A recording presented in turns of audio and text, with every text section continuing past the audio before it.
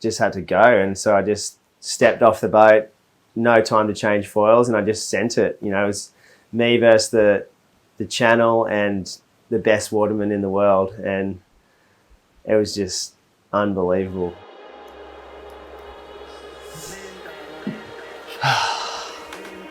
Wowee. I cannot believe what happened yesterday.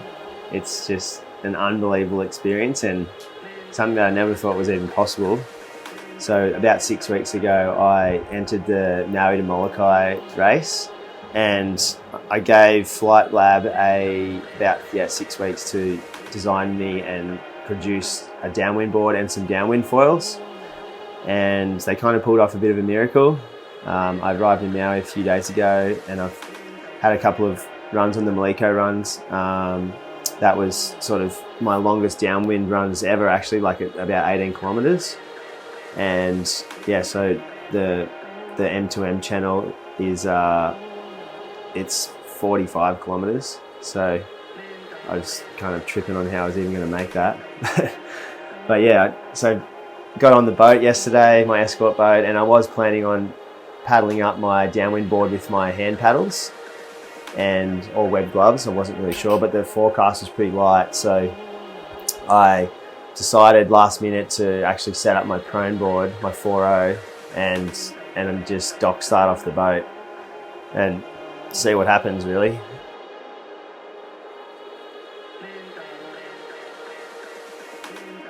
Set up my board, all set up, threw my board in off the side of the boat, put my leg rope on, and my board got sucked around the boat, and the propeller gave it a good old chop on the wing there. And I was like, oh my God, like my foil, like, you know, it was gonna get me through this race. And I looked down at my watch and it was 11:30, and I heard the hooter go. And so I just had to go. And so I just stepped off the boat, no time to change foils, and I just sent it.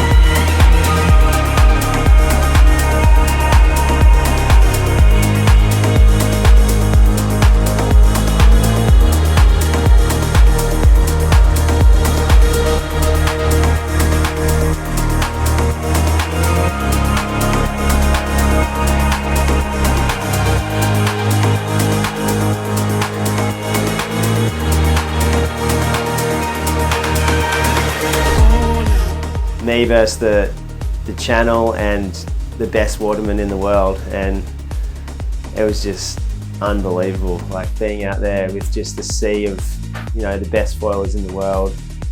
And within about 5 minutes, I think there was 130 competitors at the start. Just so many people, so many boatway, like, you know, a few boats, like rescue boats, some escort boats.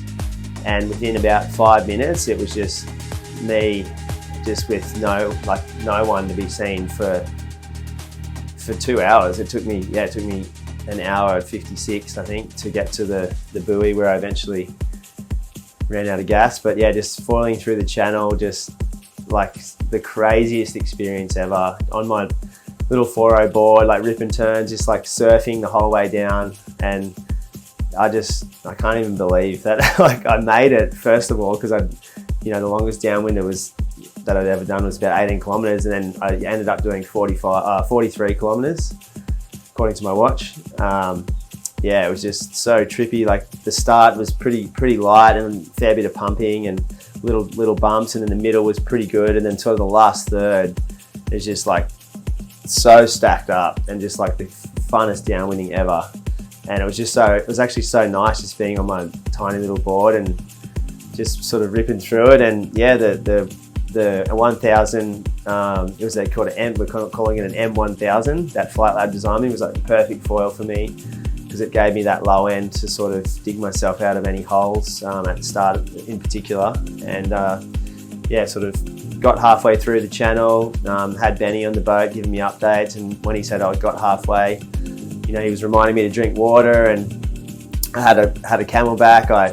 I didn't really know what to do, you know, in this kind of situation, because I'd never done a race this long, or I've never done a downwind this long anymore. So I actually hit up one of my friends, Jord, and he put me in touch with another guy, Ricky, who owns these Flow nutrition bars, and I had one of those on the race, and that actually gave me like this crazy burst of energy. And then I went and saw Chris at Wild Earth in Burleigh and got these electrolyte mix and got all this stuff, and yeah, it was just kind of crazy how these endurance guys do it, because without that stuff, I definitely wouldn't have made it. I actually at the end was pretty much cramping up, and I needed had this like cramp fix thing, which you just swirl around in your mouth, and it takes the cramp away instantly. So that was yeah, it was pretty cool to get that. I actually called out to Benny on the boat, and I was like, I'm cramping, I need the cramp thing in my bag, and they found it in my bag, and then I foiled past the boat, grabbed it, and then ripped it open, swirled it around, and that got me like sort of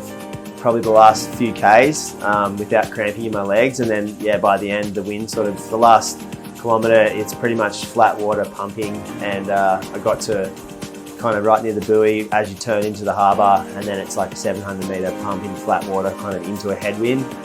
And I was just done by then, but I was just so stoked to make it there. And then I just had to paddle in, and yeah, paddle past the finish line on my 4.0. So like definitely really good in the bumps, but terrible in flat water. So, but man, I just can't believe that I made that channel crossing, and yeah, just in one hit. I'm just so proud of myself. So yeah, so stoked. And yeah, tomorrow's the M2O, so that's 65 kilometers, and yeah, that's going to be the conditions are looking pretty good for that. So I'm going to do that on my downwind board and with my hand paddles. It should be pretty sweet for me to get up and foil with that. And yeah, I'm here for it. But what an experience here. The vibe's incredible. Got to meet some of, you know, my heroes in foiling. A big sort of reason why I wanted to do this race with the hand paddles was because I grew up in the surf club, surf life saving movement. My dad was a world champion Ironman, and I did all that as a kid, and so I have a really good amount of experience, paddling boards on my knees and sort of I was a board paddler when I was younger, and I had some of my heroes like Jamie Mitchell. He came here and actually won the event. He won the M2O 10 years in a row.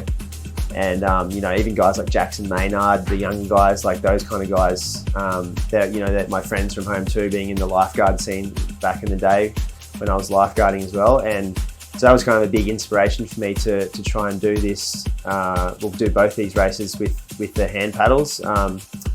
And so unfortunately yesterday I couldn't do it because it was too light, but the M2O looks really good.